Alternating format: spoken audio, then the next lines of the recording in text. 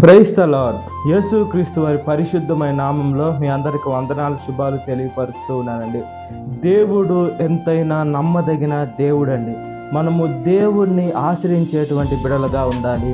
మనము బైబిల్ గ్రంథంలో చూసుకున్నప్పుడు ఎజికియా రాజుకి అతను చనిపోయేటువంటి చర్మ రోగం వచ్చినా కూడా యెషయా భక్తుడి ద్వారా దేవుడు చెప్పించారు.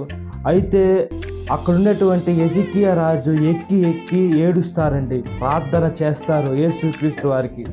ఎప్పుడైతే ప్రార్థన చేసి తను తగ్గించుకుంటాడు, గొప్ప రాజైనా ఈ లోకంలో మనుషులైతే సహాయం చేయలేరు, ఆయన రాజైనా వేరే రాజు వచ్చి ఆయన ప్రాణాలను కాపాడలేరు. ఈ లోకంలో డాక్టర్లు చేయలేరు, డాక్టర్లు నమ్ముకున్న వ్యర్థము.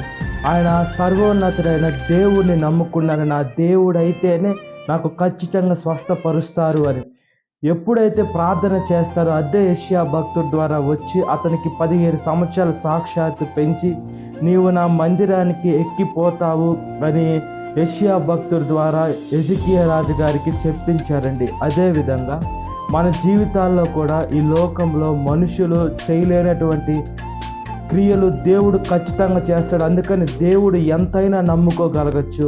ఈ లోకంలో మనుషులైతే మన ప్రాణాలని కాపాడలేరు, పోయిన ప్రాణాలను తీసుకొని రాలేరు.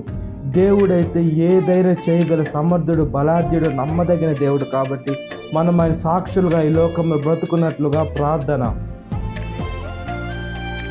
మహాపరిశుద్ధాత్మదేవ, మా ప్రియ పరలోకపు తల్లి, మేము మిమ్మల్ని ఎంతైనా నమ్ముకొని దగచ్చయ్యా. మీరు ఎంతైనా గొప్ప దేవుడై ఉన్నారయ్యా. ఈ లోకంలో అసాధ్యమైనది, మీకు అసాధ్యమైనది ఏమీ కూడా లేదయ్యా. భూమి ఆకాశం గతించిన నా మాటలు గతించు అని దేవుని వాక్యం సెలవిస్తుంది. ఎందుకంటే మీరు ఈ లోకాన్ని, ఈ సర్వాన్ని, యూనివర్స్ని సృష్టించిన సృష్టికర్త అయిన దేవుడికి మేము ప్రార్థన చేస్తున్నాం. ఈ లోకంలో ఉన్నటువంటి అన్ని మతాల వల్ల లేదా అన్ని విగ్రహాల వల్ల మీరు ఒక విగ్రహం కాదు.